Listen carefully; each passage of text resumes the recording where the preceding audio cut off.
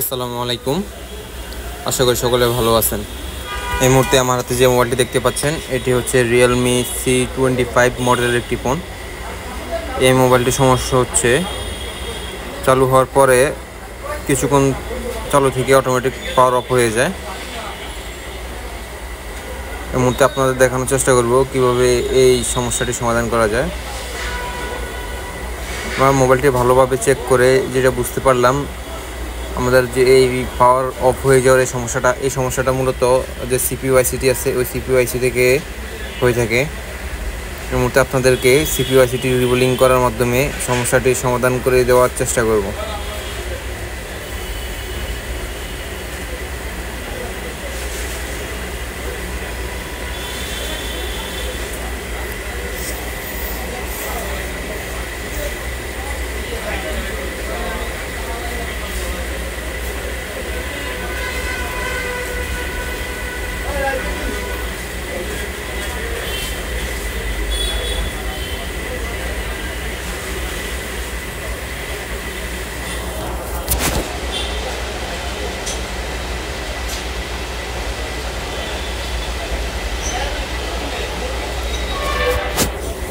আমরা খুব সুন্দরভাবে সাবধানতার সাথে সিপিইউ আইসিটি তোলার চেষ্টা করতেছি। সিপিইউ আইসিটি তোলার সময় আমরা হটগানের হিট 360 এবং এয়ার 60-এ রেখে আইসিটি তোলার চেষ্টা করতেছি।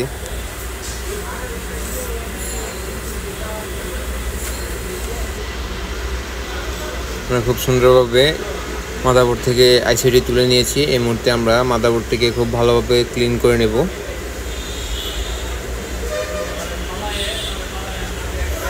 আপনারা যারা আমাদের মাধ্যমে আপনাদের মোবাইলগুলো সার্ভিস করাতে চাচ্ছেন তারা আমাদের মোবাইল নাম্বারে যোগাযোগ করতে পারেন, অথবা সরাসরি আমাদের শপে চলে আসতে পারেন। আমাদের দোকানের নাম mobile care and servicing centre, 5/1 আল্লাহ করিম মসজিদ, মার্কেট গেট, মোহাম্মদপুর, ঢাকা। আমাদের এখান থেকে আপনারা খুবই রিজনেবল প্রাইসে এবং অল্প সময়ে আপনাদের মোবাইলের সমস্যাগুলো সমাধান করে নিতে পারবেন।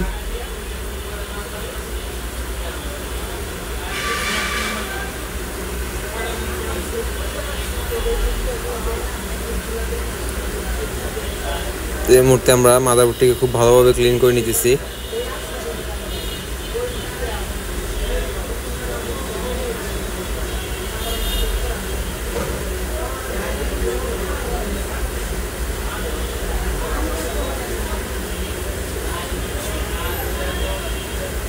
আমাদের মাধ্যমে আপনারা মোবাইলগুলো সার্ভিস করালে আপনাদের মোবাইলগুলো রেখে যাওয়ার কোনো প্রয়োজন নাই। আপনারা এসে সরাসরি দাঁড়িয়ে থেকে আপনাদের মোবাইলের কাজগুলো করে নিতে পারবেন।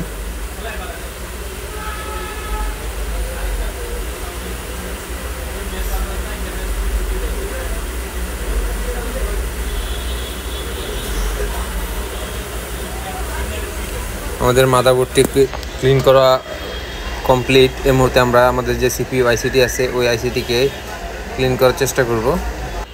সিপিইউ আইসিটি ক্লিন করার জন্য আমরা সোল্ডারিং আয়রনের যে হিট ওটা 350-এ রাখবো। আইসিতে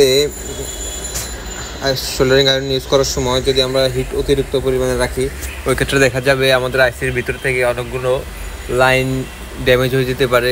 এক্ষেত্রে আমাদের আইসিটি প্রপারভাবে ওয়ার্ক নাও করতে পারে। এক্ষেত্রে দেখা যাবে কি কোনো এক জায়গায় বেশি হিটের কারণে ভিতরের লাইনগুলো ছেড়ে গেছে। ওইগুলো হতে পারে যে কোনো সেকশনের, আপনার ক্যামেরা সেকশন হতে পারে, সিম সেকশন হতে পারে, নেটওয়ার্ক সেকশন হতে পারে, স্পিকার সেকশন হতে পারে। তখন আমরা আইসিটি মাদারবোর্ডে লাগানোর পর দেখবো যে আমাদের সেট ঠিকই চালু হয়েছে, কিন্তু কোনো না কোনো একটি সেক্টরে কোনো না কোনো একটি সমস্যা রয়ে গিয়েছে। এই জন্য আমরা খুবই সাবধানতার সাথে আস্তে আস্তে আমাদের কাজগুলো কমপ্লিট করে থাকি।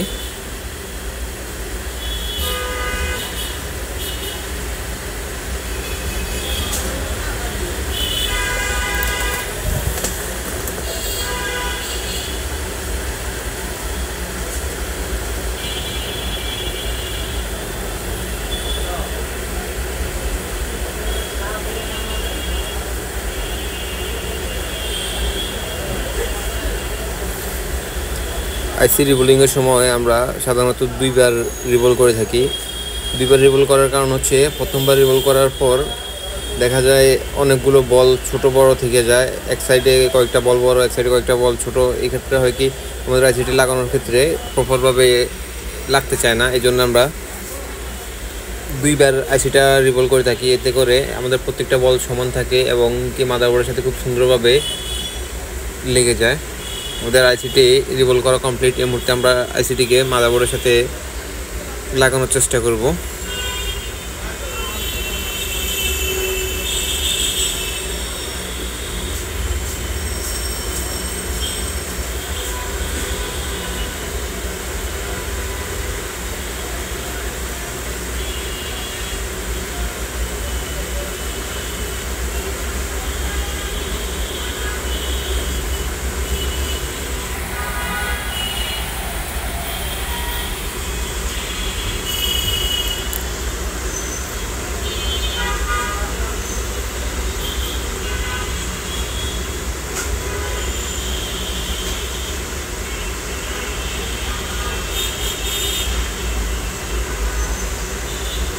আমরা আইসিটিকে খুব সুন্দরভাবে মাদারবোর্ডের সাথে লাগিয়ে দিয়েছি। এই মুহূর্তে আমরা আইসিটি ঠান্ডা হওয়ার জন্য অপেক্ষা করব। এরপর আইসিটিকে ভালোভাবে ওয়াশ করে মোবাইলের সাথে মাদারবোর্ডটি লাগিয়ে দেখব আমাদের যে সমস্যাটি ছিল ওই সমস্যাটি সমাধান হয়েছে কিনা। আলহামদুলিল্লাহ আমাদের মোবাইলটি চালু হয়ে গিয়েছে। এই মুহূর্তে আমরা চেক করে দেখবো আমার মোবাইলটির সব কিছু প্রপারভাবে কাজ করে কিনা।